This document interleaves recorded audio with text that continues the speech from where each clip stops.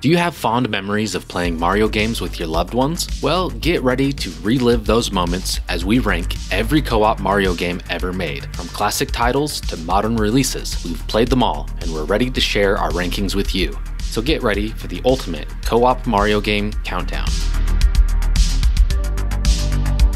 Before we get to the list, we have a couple of rules. First, Mario must be a playable character, so no Luigi or Yoshi games or any other character-focused game. Also, we're not including games that require alternating turns. So that means no Mario 3 or Mario World. You must be able to play simultaneous co-op. We're covering sports games, Mario Party games, mainline games, and some oddities as well. We will be ranking them by co-op gameplay, meaning some great games might be lower on the list simply because the co-op was lacking. Mario Super Sluggers on Wii is the only Mario baseball game that allows co-op gameplay. I really didn't enjoy this one. The motion controls felt off, and it was just a slow game. I'm also not a fan of any baseball game, so take what I say with a grain of salt, but this was definitely my least favorite on this list. Mario Sports Superstars on 3DS has 5 sports games that can be played multiplayer, but Tennis is the only one that allows for co-op though. It's pretty basic and doesn't add anything new. You'll also need 2 3DS consoles and 2 copies of the game, so don't play this one if you're looking for co-op gameplay. It's not worth it.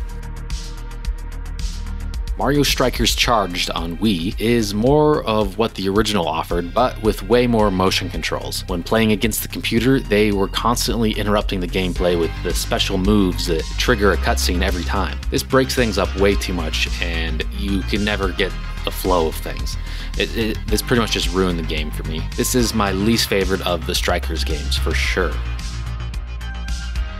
Mario Tennis Ultra Smash on Wii U might be the weakest game in the series. There isn't any dedicated tournament mode with co-op. You can start a doubles match against the computer, but after that it just ends. Then you have to start another one to continue, so co-op is very limited.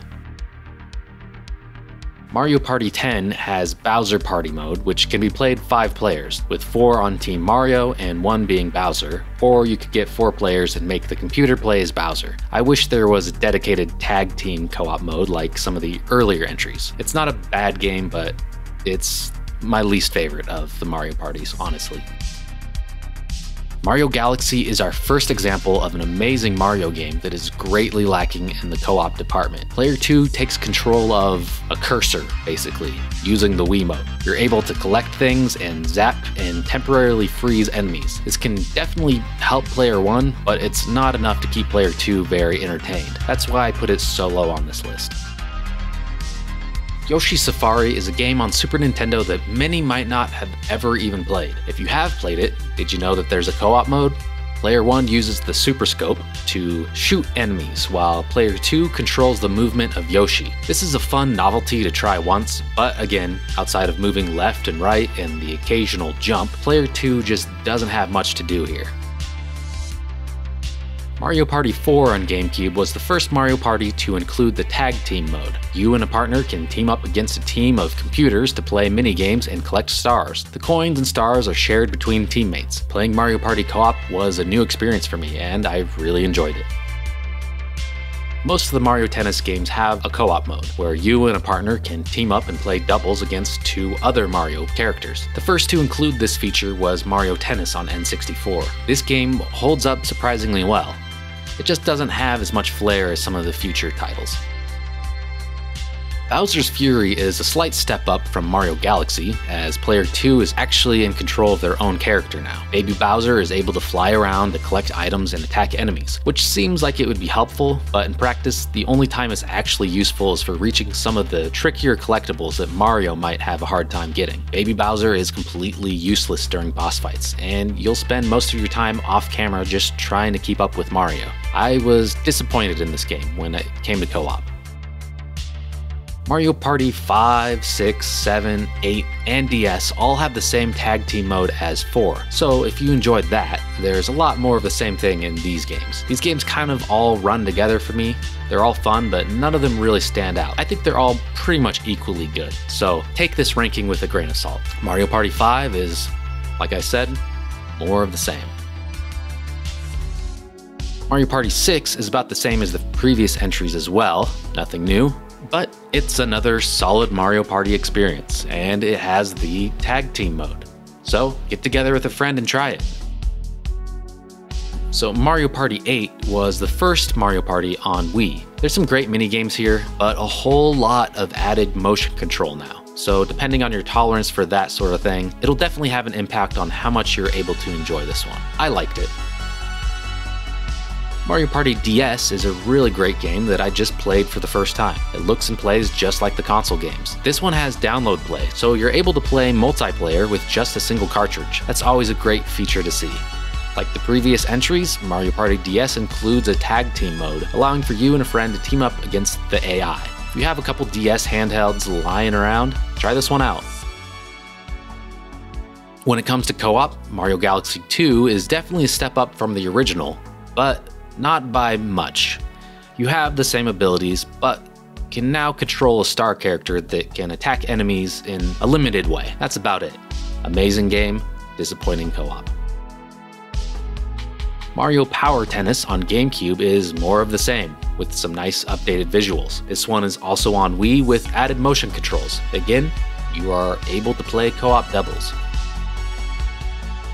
One of the standout features of Mario Party 7 was the ability to play the game with 8 players. This is done by sharing 4 controllers with 8 people. Basically, you split the controller in half. One player uses the left half of a GameCube controller using the left analog and L, and their partner uses the right side of the controller using the C stick to move their character and R for most actions. It's a little awkward at first, but it's a fun novelty that's worth trying out.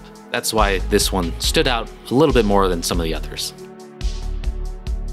The Smash Bros. Games aren't specifically Mario games, but you could play as Mario, and they have some co-op modes, so we're gonna include them. Smash Bros. Ultimate has 2 co-op modes, Spirit Board and Classic. This is lacking a proper co-op story mode, but at least it has something.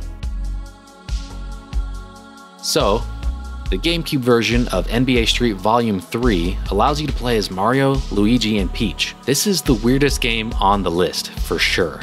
But it's actually a pretty solid basketball game, and just seeing these cartoony characters mixed in with the more lifelike, realistic basketball players, it's just a funny sight, but it makes for a unique experience.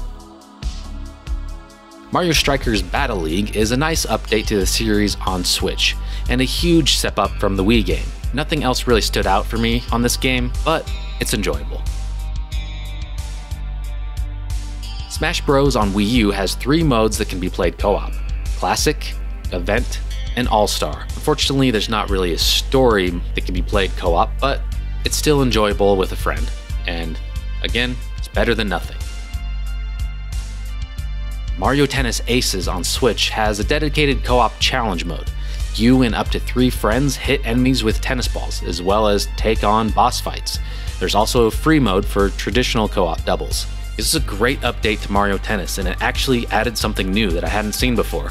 And the exclusive co-op mode was a really nice addition as well.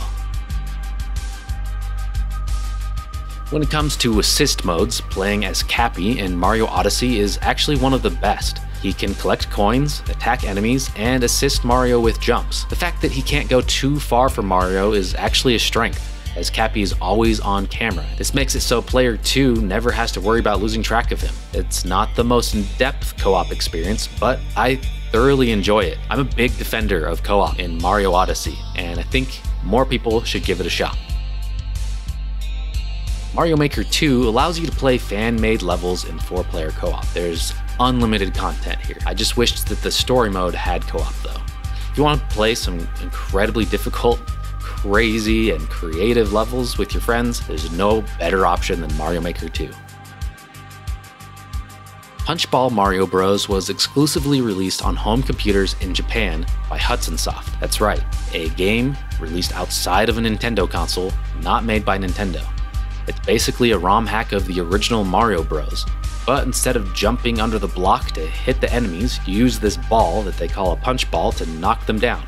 Once you throw the ball, you have to go pick it up again. This adds some strategy to the gameplay, and when you're used to playing the original one, it's kind of just a nice change of pace. Released in 1983, the original Mario Bros. Is the first co-op Mario game ever. In the game, Mario and Luigi team up to take on all the enemies.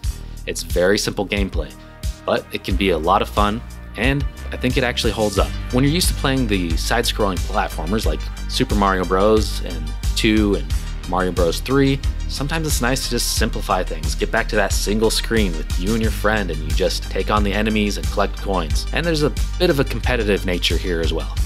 Overall, I think this game is a great arcade experience. Mario Bros. Special is the second game released exclusively in Japan by Hudson Soft. This is another game based on the original Mario Bros., but this one has some level variations with elevators, conveyor belts, and trampolines. This really could have been a full sequel to Mario Bros. It's a shame these games just never got a re-release, or any release outside of Japan. Mario & Sonic at the Winter Olympics is the only game in the Mario & Sonic sports series to include co-op. You put together a team of Mario and Sonic characters and play various winter sports. From ice skating to skiing and bobsledding, there's plenty here to appreciate. Some of the controls might be hard to get the hang of at first, but once you do, this game ends up being one of the best co-op sports games on the list.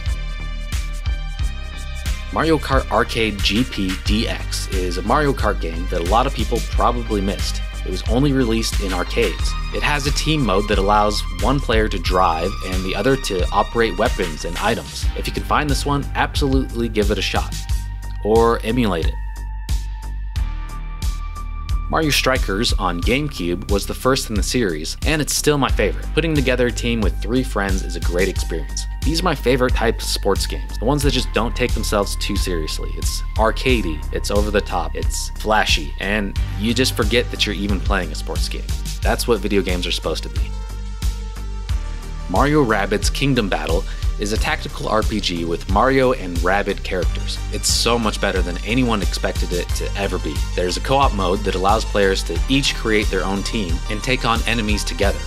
This works surprisingly well. When it comes to turn-based RPG games, you don't really see a lot of co-op ones, so the fact that they pulled this off and made it still entertaining without it getting boring for either player, I think that's a huge achievement. I would have loved to see the same co-op approach in the main story. Super Mario Party has the best co-op mode of any of the Mario Party games. It's called River Survival, and it can be played 4-player co-op. Each player uses their own Joy-Con to row the raft to avoid obstacles. When you run into a balloon, you'll enter a 4-player co-op minigame. This is so much fun, and I really enjoyed playing this with my kids. Super Smash Bros. Brawl has a great story mode called Subspace Emissary, and it can be played entirely in co-op. There are platforming levels, waves of enemy fights, as well as the regular matches that everyone knows and loves in a Smash Bros. Game. Brawl has a pretty in-depth story and a lot of content that I just wasn't expecting. This is actually one of my favorite co-op games on the Wii. Mario Sports Mix on Wii includes 4 sports games. We have volleyball, hockey, dodgeball, and basketball, and all of which can be played in 2-player co-op. This was the game that surprised me the most. I think it might be the best Mario sports game ever. Every sport is really fun with great controls. I highly recommend Mario Sports Mix. New Super Mario Bros. On the Wii U is pretty much just more of New Super Mario Bros. It's a really solid game with some fun new abilities. I just wish there's more to it. It kind of lacks originality. But if you enjoy the New Super Mario Bros. Gameplay, you're gonna love this one too. Mario Kart Double Dash is my absolute favorite Mario Kart game. It's the only Mario Kart that was fully designed with co-op in mind.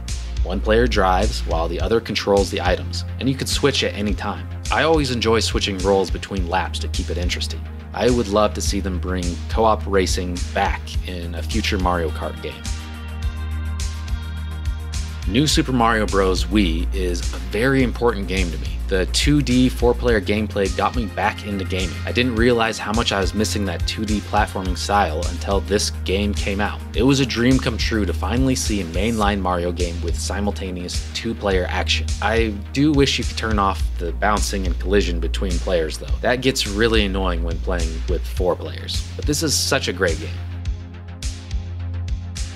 New Super Mario Bros. 2 is another game that is pretty much more of the same thing, but for some reason, this one's my favorite. I think when it comes to co-op gameplay, it just works better as a two-player experience. It's at least much less chaotic. The focus on coin collecting is a lot of fun with a partner. Also, this is the game that brought back my favorite power-up, the raccoon tail. I love being able to fly through the levels. I really hope this game gets ported to the Switch at some point. This would be perfect for some couch co-op home console gaming. Okay, in my opinion, Super Mario 3D World is the best co-op Mario game around. Running around these 3D environments with 3 friends is a joy. Climbing walls with the cat upgrade ended up being one of my favorite power-ups in the whole series. The return of Peach as a playable character was great to see as well. Her float ability always made her my go-to character in Mario 2. The camera can often struggle when playing with 4 players, and that's the main downside to this game. But if you have a good team of experienced players, you'll have a much better time. There's just so much that can be said about 3D World. It's a beautiful game, and it's one of the best multiplayer experiences you could ever have. Before we end this video, I wanted to mention some great hacks that add co-op to Mario games that didn't originally have it. If you own a flash cart or if you have a Mister, you can even play some of these on original hardware. You can finally play the original Super Mario Bros. In co-op. This is something that would have blown my mind as a kid. This hack was done by Corpse Grinder and can be found on romhacking.net. The one downside is if one player dies, you both end the level. I would have liked to see an option to continue playing and then the dead player can join back up on the next level or something. Just make sure you play this one with a skilled player too.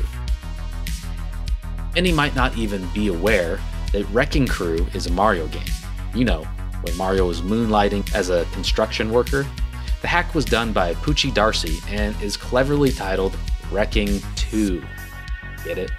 This one is a nice change of pace from your typical 2D Mario platformer, and it works well as a 2-player game. New Super Mario Land is a complete remake of the Game Boy game Mario Land. They added a 4-player co-op mode, and it's only available on Super Nintendo. This is just so impressive to see on this hardware. It's quite chaotic with 4 players, but it's definitely worth trying out. Another great co-op hack is for Mario World. This one adds a bubble mechanic like New Super Mario Bros. Again, I wish this existed when I was a kid. I always wanted some co-op Mario games. Mario 64 has an amazing co-op hack that allows you to play the whole game in split screen. The level of care and detail put into this makes it feel like a legit release. If this was official, it would probably be my favorite Mario game of all time. It's so fun to split up to explore this world and gather coins. They also added the very helpful bubble mechanic, so if one of you dies, you could just float to the other player so they can pop you and continue playing. I can't recommend this enough, and it can be played on original hardware. This was done by Kaze, or Kaze, I'm not sure how you pronounce it, who is responsible for a few other impressive Mario 64 hacks. There's also a Mario Odyssey hack that allows you to play online co-op. I haven't tried this one yet, but it looks great. If there are any other Mario games with co-op or hacks that add co-op that we missed in this video, please let us know in the comments. And if you enjoyed this video, check out our co-op Zelda-like video right here. Thank you for watching.